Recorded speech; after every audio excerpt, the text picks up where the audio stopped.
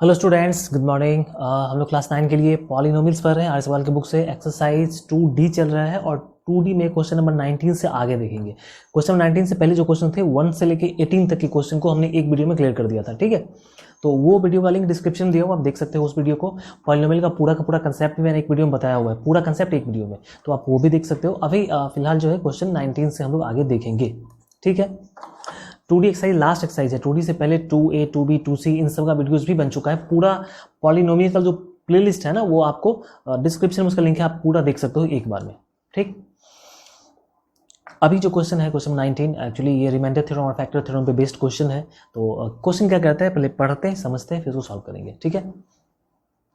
If x cube plus x square plus bx plus 6 has x minus 2 as a factor and leaves remainder 3 when divided by x minus 3, find the value of a minus b। देखो एक polynomial आपका दिया हुआ है, ठीक है। Polynomial को हम लोग px मान लेते हैं। सॉल्यूशन लेट px, पॉलिनोमियल को मान लिए px। तो क्या कौन सा पॉलिनोमियल है हमारा, x क्यूब है प्लस ax स्क्वायर है प्लस bx है प्लस 6 है, ये हमारा पॉलिनोमियल है, ठीक है। अब इस पॉलिनोमियल के बारे में क्या कह रहा है कि x माइनस 2 इसका फैक्टर है, ठीक है। x माइनस 2 इसका फैक्टर है। तो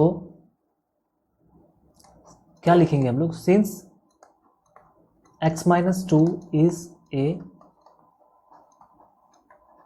फैक्टर ऑफ px, चूंकि x माइनस 2 आपका px का फैक्टर है तो रिमाइंडर 0 होना चाहिए। तो रिमाइंडर कैसे निकालते हैं कि x माइनस 2 से डिवाइड करना है, तो x माइनस 2 को 0 के इक्वल करेंगे तो x इक्वल टू क्या आ जाएगा, 2 आ जाएगा। अब अगर हम px के जगह पे p2 पुट करेंगे तो ये रिमाइंडर होगा। बात समझ में आ रही है। अगर x माइनस 2 इसका फैक्टर है, px का फैक्टर, तो रिमाइंडर 0 होगा। अब रिमाइंडर का मतलब क्या होता है कि x का वैल्यू 2 आ रहा है तो ये पुट कर दो पॉलिनोमियल में, ये आपका रिमाइंडर आ जाएगा। लेकिन क्वेश्चन में कह रहा है कि ये फैक्टर है तो रिमाइंडर कितना होगा, 0 होगा। क्योंकि x माइनस 2 आपका फैक्टर है तो रिमाइंडर तो 0 होगा, तो रिमाइंडर कितना, p2 रिमाइंडर होगा। अब p2 निकाल लो तुम यहाँ से, तो यहाँ पे एक इक्वेशन बनेगा, ठीक है।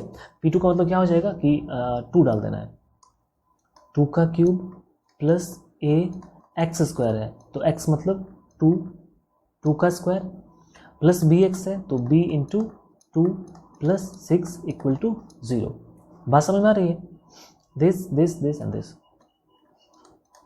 2 का पावर 3 8 हो जाएगा, 2 जो 4 प्लस 4 इंटू ए 4a, यहाँ से 2b हो जाएगा, यहाँ से 6 हो जाएगा इक्वल टू 0। तो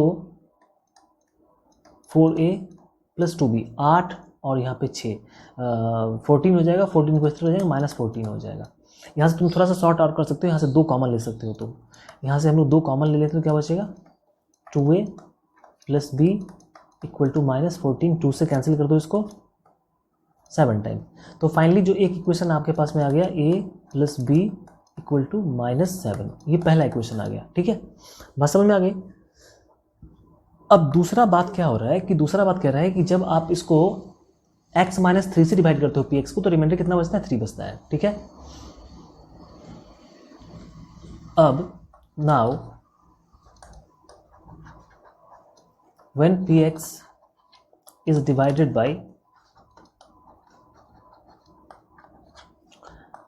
x minus 3, ठीक है, रिमाइंडर इक्वल टू 3। जब x माइनस 3 से आप डिवाइड करते हो px को, रिमाइंडर 3 हो जाता है। अब x माइनस 3 से डिवाइड करने का मतलब ये हुआ कि x माइनस 3 को 0 से बराबर करो तो x इक्वल टू 3। तो ये 3 अगर हम डालते पॉलिनोमियल में तो रिमाइंडर आ जाना चाहिए। तो हम कहेंगे कि देखो भाई, रिमाइंडर जो हमारा रिमाइंडर होगा वो p3 होगा, लेकिन क्वेश्चन में कितना दिया हुआ है, 3 दिया हुआ है। अब इसको इक्वेट करो, सॉल्व करो और देखो एक इक्वेशन यहाँ भी बनेगा। तो p3 का मतलब क्या हुआ कि 3 यहाँ पे पुट कर लो, 3 का क्यूब प्लस a और 3 का स्क्वायर प्लस bx है तो b into 3 plus 6 equal to 3, ठीक है। अब देखो 3 का क्यूब करेंगे तो 27 हो जाएगा, 3 का स्क्वायर करोगे 9 को 1 से मल्टीप्लाई करोगे तो 9 ही हो जाएगा, b को 3 से मल्टीप्लाई करोगे 3 भी हो जाएगा, 6 इधर है इक्वल टू 3। यहाँ पे हम 9a प्लस 3b लिख लें, ठीक है। 27 और 6 इसको ऐड करो कितना, 33 हो जाएगा। तो 3 इधर है और इन दोनों को ऐड करके उधर ले जाओगे तो माइनस 33 हो जाएगा, टोटल माइनस 30। यहाँ से तुम 3 कॉमन ले सकते हो, 3 कॉमन ले लो तो क्या बचेगा, 3a plus B equal to -30, 3 से कैंसिल कर दें इसको 10 टाइम्स, तो यहाँ से एक और इक्वेशन आ गया कि 3a plus B equal to -10। ठीक है, अब जैसे कि तुमको सॉल्व करना है यहाँ पे, तो कैसे सॉल्व करोगे? यहाँ पे एक आसान सा काम कर सकते हो तुम, थोड़ा सा इसको और आगे बढ़ाते हैं। यहाँ पे इसको इक्वेशन 1 नहीं मान के हम यहाँ से b को a के टर्म में लिख लेते हैं। कहने का मतलब ये हुआ कि b इक्वल टू कितना हो जाएगा, देखो -7 तो इधर है, इस 2a को हम लोग इस तरफ ले जाते हैं तो ये हो जाएगा -2a। अब हम क्या करते हैं, ठीक है, यहाँ पे हम क्या करते हैं कि 3a तो सही है और b कितने के बराबर है, -7 -2a के बराबर है, तो b की जगह हम क्या डाल देते हैं, b की जगह हम डाल देते हैं -7 -2a। यहाँ से डायरेक्टली आपका a के वैल्यू निकल जाएगा, क्योंकि अब b का टेंशन खत्म है। अब b की जगह हमने क्या पुट कर दिया, यहाँ से a पुट कर दिया, तो 3 -2a, तो सीधा a बचेगा, यहाँ -7 इक्वल टू -10, तो a इक्वल टू कितना हो जाएगा, 7 इधर आ जाएगा, -10, यहाँ -10 है ये, तो बचेगा -3। तो ये a इक्वल टू कितना आ गया, -3 आ गया, a इक्वल टू कितना आ गया, -3। तो यहाँ से तुम b निकाल सकते हो, b इक्वल टू कितना है, -7 -2a, a की जगह पे -3 पुट कर देना है, तो -7 देखो यहाँ पे -2 और a की जगह पे यही पुट किया तो माइनस माइनस प्लस हो जाएगा, 3 2 6, -7 + 6 -1, तो एक्चुअली आपका a -3 हो गया और b -1 हो गया। बात समझ में आई क्या? ये फैक्टर था तो रिमाइंडर 0 होगा, ये डिवाइड करने पे रिमाइंडर 3 आया तो डिवाइड करने पे रिमाइंडर हमारे हिसाब से P3 आना चाहिए, 3 आ गया। हमने वैल्यू पुट करके जब हम आगे बढ़े तो पता चला कि यहाँ पे एक इक्वेशन जैसा यहाँ बन रहा है और एक इक्वेशन यहाँ पे बन रहा है, तो इसको थोड़ा सॉर्ट आउट करने के लिए, थोड़ा आसान करने के लिए हमने क्या किया कि यहाँ से b का वैल्यू, b को a के टर्म में लिख के और यहाँ पे पुट कर दिया। ठीक है, क्योंकि a b साथ में रहेगा तो वैल्यू नहीं निकलेगा, या तो सिर्फ a हो नहीं तो सिर्फ b हो। तो हमारे पास में एक ऑप्शन था कि देखो यहाँ पे जो 3a + b है तो b को हम लोग यहाँ पे a में कन्वर्ट कर लेते हैं, b इक्वल टू कितना है, -7 -2a, यहाँ हमने पुट कर दिया तो सिर्फ a में इक्वेशन बन गया था और a का वैल्यू निकल गया। अब a देखा तो मेरे को दिखाई पड़ा कि अच्छा अगर a का वैल्यू यहाँ पुट किया तो b निकल जाएगा, b निकल गया, दैट इज योर। ठीक है, तुमसे a b का वैल्यू पूछ रहा था, निकल गया। नेक्स्ट क्वेश्चन में क्वेश्चन में 20 आपका क्या कहना है, find the values of a and b so that the polynomial this exactly this and this. ठीक, सेम क्वेश्चन है, ये दोनों क्वेश्चन जो है ना एकदम सेम, तुम पढ़ के देखो, find the values of a and b so that polynomial this is exactly, दोनों क्वेश्चन सेम है, कोई एक क्वेश्चन समझा देता हूँ, एग्जैक्टली सेम क्वेश्चन है, पूरा का पूरा एक एक वर्ड मिल रहा है इसका। देखो ये तुम्हारा पॉलिनोमियल है, ठीक है, और तुमसे इसमें इस पॉलिनोमियल में a और b दो चीज़ दिया हुआ है, a और b, और तुमसे कह रहा है कि a और b का वैल्यू निकालो अगर x -1 भी इसका फैक्टर हो और x -2 भी इसका फैक्टर हो। मतलब ये हुआ कि x -1 से डिवाइड करने पे भी रिमाइंडर 0 आ जाए और x -2 से डिवाइड करने पे भी रिमाइंडर 0 आ जाए। ये बात समझ में आ रही है?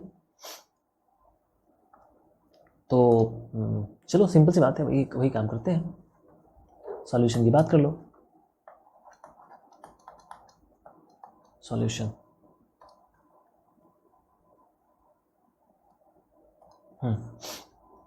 पहले तो मान लो पॉलिनोमियल, लेट px, अपना पॉलिनोमियल क्या है भाई, x³ -10x², ये 10 है, प्लस ax प्लस b, ये हमारा पॉलिनोमियल है। ठीक है, अभी हम डिवाइड किससे कर रहे हैं, अभी हम डिवाइड कर रहे हैं किससे, x -1 से।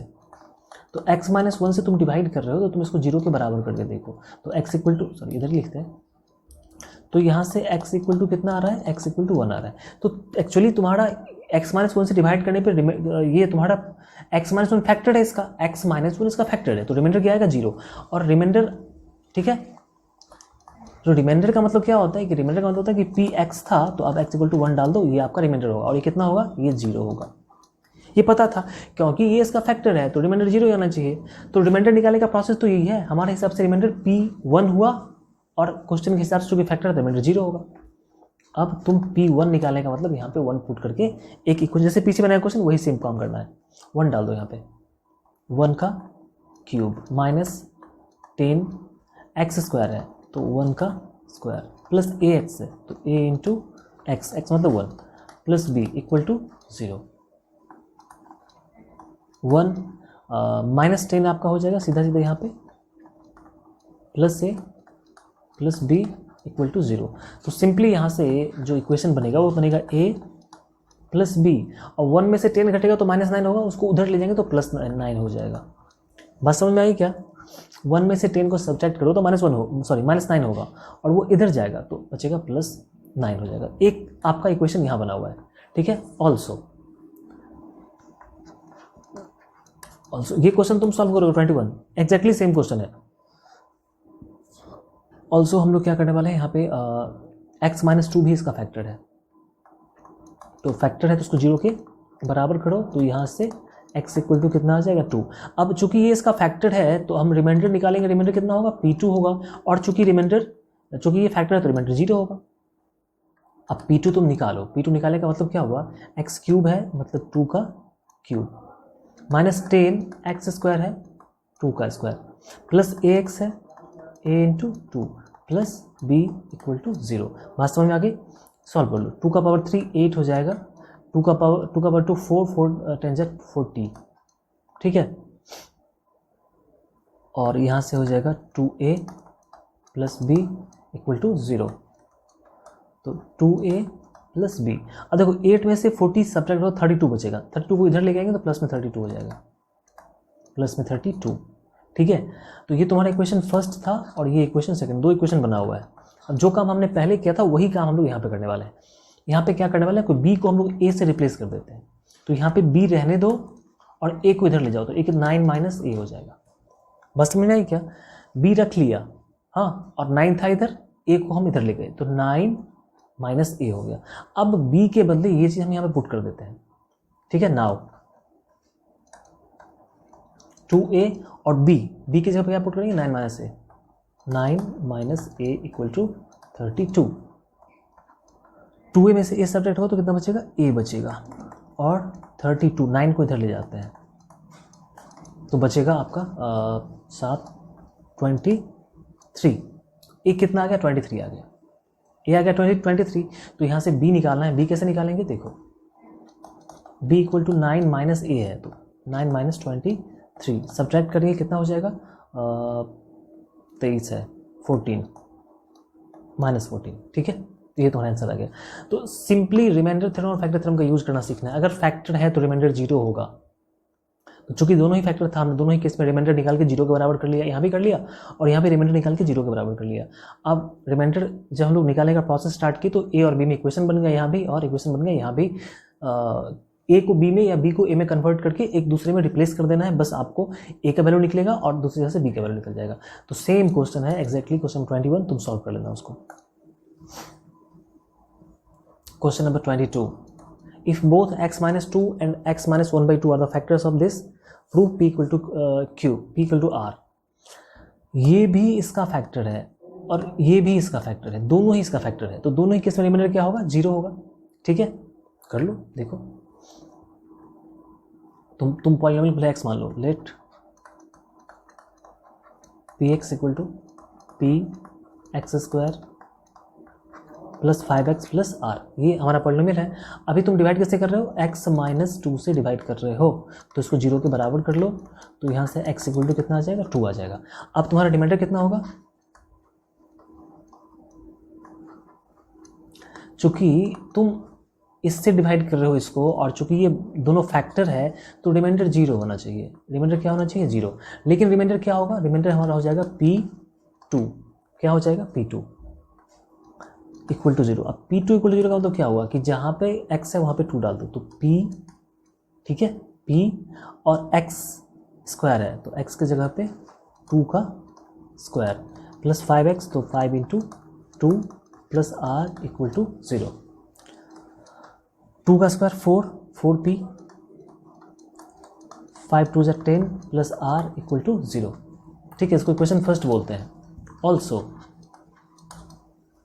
x-1/2 भी तो फैक्टर है इसका, तो x-1/2 फैक्टर है तो इसको 0 के बराबर करो तो यहाँ से x इक्वल टू आ जाएगा 1/2, x इक्वल टू आ गया 1/2।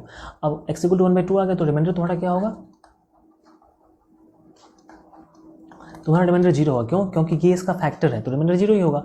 लेकिन रिमाइंडर हमारे हिसाब से क्या होना चाहिए, p1/2, ये रिमाइंडर होना चाहिए। अब तुम p1/2 निकालो तो p x² है मतलब क्या, 1/2 का स्क्वायर प्लस 5x है तो 5 into 1/2 plus r equal to 0। 1/2 का स्क्वायर मतलब क्या हो जाएगा 1/4p 5/2 plus r equal to 0। बस समझ में आ गई। अब इसको इक्वेशन 2 कह दो। अब तुम एक बात समझो जरा सा, यहाँ पे थोड़ा सा अपना कॉमन सेंस लगाना है।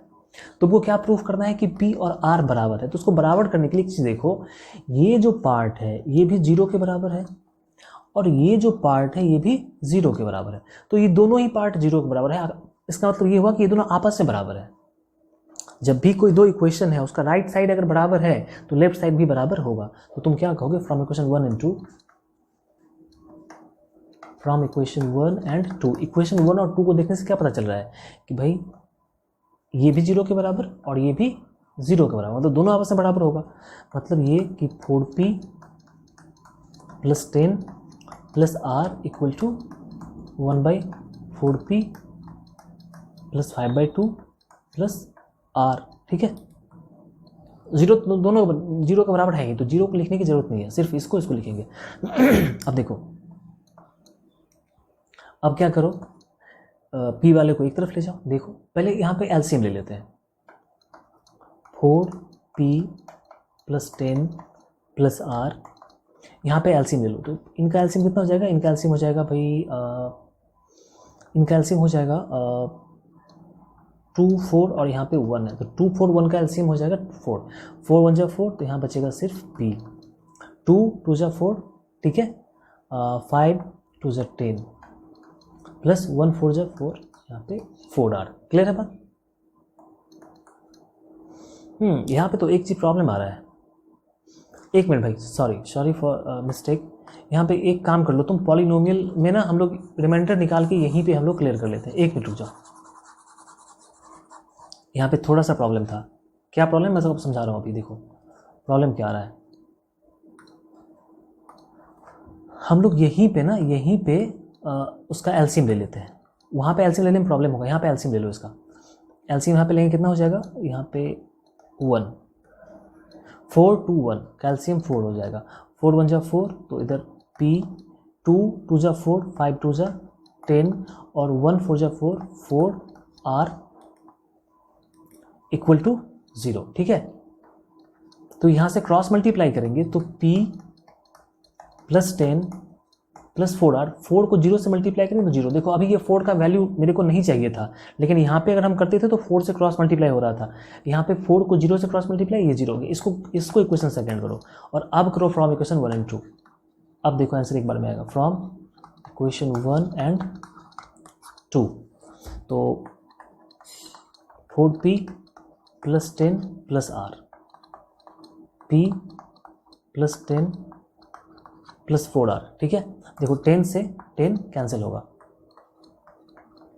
4p इस p को इधर ले आओ, माइनस p, यहाँ पे क्या बचा, 4r बचा हुआ है, 4r इस r को इधर ले जाओ, minus r, 4p minus p 3p, 4r minus r 3r, cancel कर दो, p इक्वल टू r। देखो आ चुका है। ठीक है, तो ये काम यही करना था, ये बाद में मैंने किया, ये थोड़ा देख के ही लग गया था कि मिस्टेक हो रहा है, तो यहाँ पे कर लिया। ठीक है, बात समझ में आ चुकी है। 23 number question, without actual division prove that this is divisible by this. Actual division नहीं करना, डिवाइड नहीं करना है, तुमको प्रूफ करना है, दिखा देना है तुमको कि ये इसका फैक्टर है, मतलब ये इससे डिविजिबल, मतलब क्या कि ये इसका फैक्टर है। तो भाई ये इसका फैक्टर है तो रिमाइंडर 0 आना चाहिए। लेकिन रिमाइंडर थ्योरम में हम क्या करते हैं, कि रिमाइंडर थ्योरम में जब भी हम रिमाइंडर निकालने की बात करते हैं तो यहाँ पे होता है लीनियर पॉलिनोमियल, जिससे डिवाइड करना होता है वो होता है लीनियर पॉलिनोमियल। लेकिन अभी तो तुम्हारा क्वाड्रेटिक पॉलिनोमियल है। रिमाइंडर थ्योरम या फैक्टर थ्योरम में जिससे डिवाइड करना होता है वो लीनियर होना चाहिए, या तो x माइनस ए के फॉर्म में होना चाहिए, पता होगा तुमको, पढ़ा होगा तो। लेकिन यहाँ पे भाई क्वाड्रेटिक है तो कोई बात नहीं। देखो हम लोग क्या करते हैं, देखो सॉल्यूशन, लीनियर हो क्वाड्रेटिक हो, उससे कोई मतलब नहीं है, हम क्वाड्रेटिक को लीनियर कर लेंगे। तुम्हारा पॉलिनोमियल जो है px वो कितना है, 2x⁴ minus 5x cube plus 2x² minus x plus 2, ये तुम्हारा पॉलिनोमियल है। और डिवाइड किससे करना है,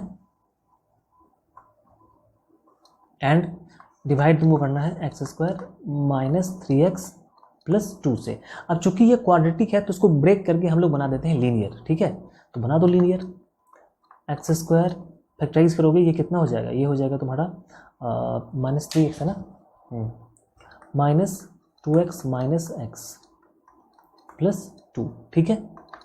अब यहाँ से x कॉमन ले लेते हैं तो क्या बचेगा, x माइनस 2, यहाँ से -1 कॉमन लेते हैं तो क्या बचेगा, x माइनस 2, फैक्टराइज करेंगे x माइनस 2 x माइनस 1, ठीक है, ये चीज़ आ गया। अब देखो, अब तुम इससे डिवाइड करो इसमें तो भी रिमाइंडर वही आएगा, या तुम x माइनस 2 या x माइनस 1 से डिवाइड करो इसमें तो भी रिमाइंडर, क्योंकि x माइनस 2 और x माइनस 1 इसी का तो फैक्टर है, भाई इसी का फैक्टर तो ये है। तो डिवाइड तुम इससे करो या फिर इससे करो, बात तो एक ही है। फैक्टर्स डिवाइड करने पे भी रिमाइंडर 0 ही आता है। जैसे कि मान लो कि तुम 12 से डिवाइड करते हो 48 में, ठीक है, तो 4 बार में डिवाइड होता है, रिमाइंडर 0। तो 12 का फैक्टर क्या हो सकता है भाई, 6 भी इसका फैक्टर है, 4 भी इसका फैक्टर है। तो 48 को अगर तुम 6 से डिवाइड करते हो तो 6 8 48 होता है, रिमाइंडर 0। देख रहे हो, 4 से डिवाइड करते हो तो 12 चौके 48, ठीक है, यहाँ पर रिमाइंडर 0। तो 12 के फैक्टर से भी डिवाइड करोगे तो भी रिमाइंडर वही आएगा, मेरे को पता था ये बात। तो हमने फैक्टराइज कर लिया, ठीक है। अब हम क्या करते हैं कि दिखा देते हैं कि ये भी इसका फैक्टर है और ये भी इसका फैक्टर है। तो किसके लिए क्या करना पड़ेगा, x माइनस 2 को 0 के बराबर करोगे तो यहाँ से x इक्वल टू 2 आ जाएगा। तुम क्या निकालोगे, रिमाइंडर,